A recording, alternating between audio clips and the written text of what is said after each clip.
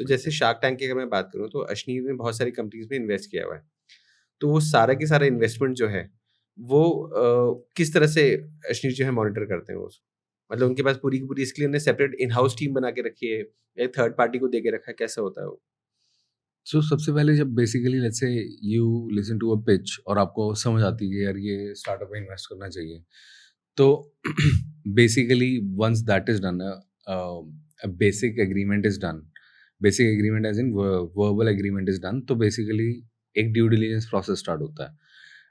उसके financial due diligence and different due diligence, and it doesn't require a big team, एक दो लोग भी वो मैनेज कर कर सकते हैं। सकते हैं, okay. And once that due diligence is done, then your legal team creates all the agreements which you have to sign with founder.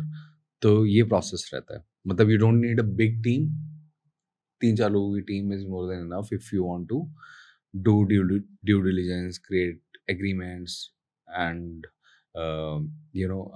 Sign with founders. तो तो इसमें हम कुछ थर्ड पार्टी कंपनीज़ को भी हायर कर सकते हैं, राइट? जो सब हमारे कर लिए सकते हैं, एग्रीमेंट्स बना देते हैं, वो सब सब चीज़ें कर थर्ड देते हैं। पार्टी से भी हो सकता है, आप इन हाउस भी रख सकते हो। Beautiful, okay.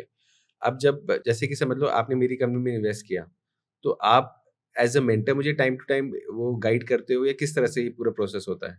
ऐसी कोई कमिटमेंट नहीं रहती कि आपको एज अ मेंटोरशिप देनी ही देनी है ओके। या मैंने अपना कोई पर्सनल टाइम देना है। हुँ, वो एज हमारी बेसिकली इक्वेशन पे फाउंडर के साथ, या हम हमारा खुद मन करता है यार इसमें थोड़ा सा हम टाइम लगा दें, अदरवाइज देर इज ऐसा नो कुछ कंपल्शन नहीं है। कंपल्शन नहीं है, और टाइम मिलता भी नहीं किसी को देने का। अगर फॉर एग्जाम्पल शी ने 100 स्टार्टअप्स या 200 स्टार्टअप्स में इन्वेस्ट किया हुआ है, तो अगर बेसिकली सबको टाइम देने लग गए तो तो खुद का काम तो कर ही नहीं पाएँगे, हाँ, राइट। बहुत रेयर अगर किसी कोई प्रॉब्लम में फँस गया और कोई रीच आउट कर रहा है कि can you help me connect with this person और that person, then obviously you will help out. अगर आपका कोई ज़्यादा एफर्ट नहीं लग रहा, बिकॉज़ आपका खुद का पैसा लगा हुआ है, why you want to you know right, waste that, value destruction तो नहीं करनी, वैल्यू एडिशन ही करनी है। एग्ज़ैक्टली। बट ऐसे कोई स्ट्रक्चर टाइमिंग नहीं होती कि आपने मेंटोरशिप देनी है।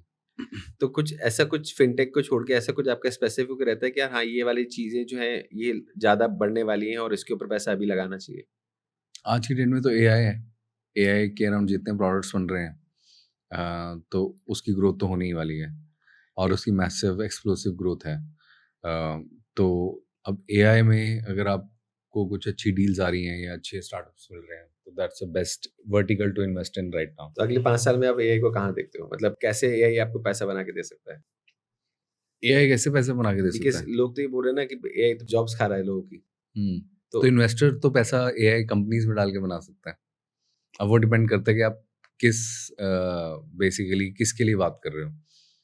एक एम्प्लॉयी डिफरेंट तरीके से एआई से पैसा बना सकता है, एक एंटरप्रेन्योर डिफरेंट तरीके से, एक इन्वेस्टर डिफरेंट तरीके से।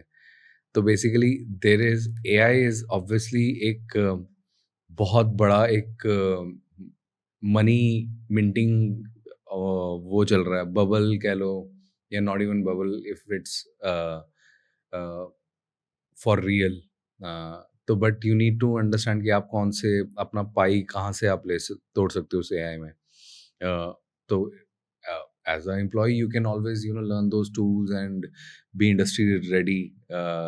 या आप एआई में कैसे कंट्रीब्यूट कर रहे हो बेसिकली एज अ, अगर आप डेवलपर हो, software developer, can you do baby may be machine learning, और उस पे आपकी स्किल्स ज़्यादा पॉलिश हैं आप में।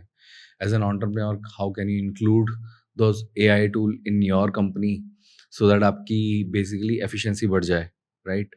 जो काम आप 10 लोगों से करवाते थे, वो AI टूल के साथ 100 लोगों का काम भी आप 10 लोगों से करवा पा रहे हो। So that is where entrepreneur can make money through AI. Investor can make money through investing in AI startups. So there are, and hardware companies can make money through building data centers and computation power for AI farms. Yeah, जो basically servers and GPUs that would be needed.